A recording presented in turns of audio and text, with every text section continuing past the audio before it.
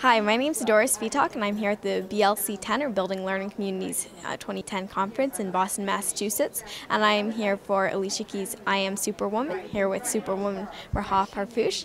She was a member of Barack Obama's new media team. And so tell me, what are you working on right now?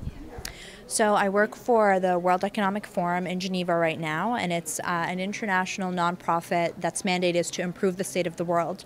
So what we do is we bring together people from all different walks of life, academics, CEOs, government leaders, subject matter experts. We put them all together in the same room and we try to figure out how they can tackle some of the world's biggest problems. So I work with that, and I'm currently working on my second book, which is called Misfits: How We've Outgrown the Way We Live and What to Do About It, which I'm co-authoring with my good friend Leonard Brody. And tell me, what is your ultimate mission in all that you do, publishing books, working with the World Economic Forum? What do you hope to accomplish?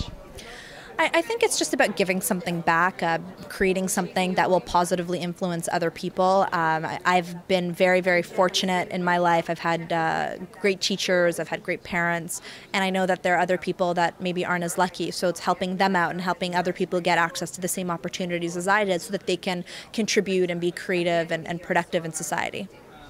What would be your message for girls and women around the world who are hoping to accomplish similar goals?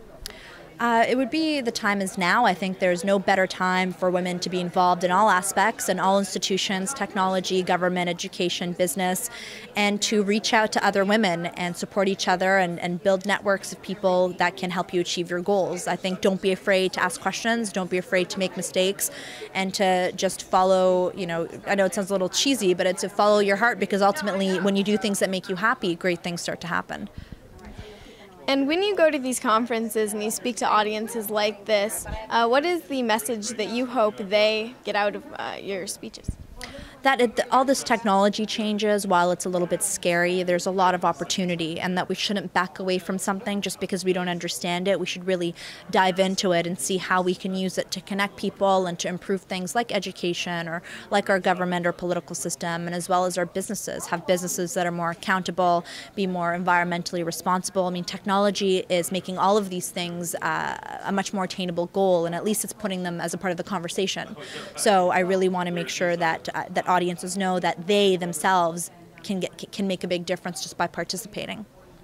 And I know, and I could be wrong, but I don't think that every single person thinks in their little, I want to grow up and I want to think about how technology is changing the world and I want to think about how I can make an impact in that area. How did you fall into doing what you're doing now?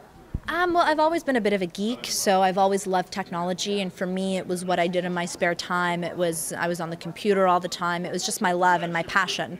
So I just followed that, and later on I didn't really know how I would apply that to a career, but when I was in school I just loved learning about stuff.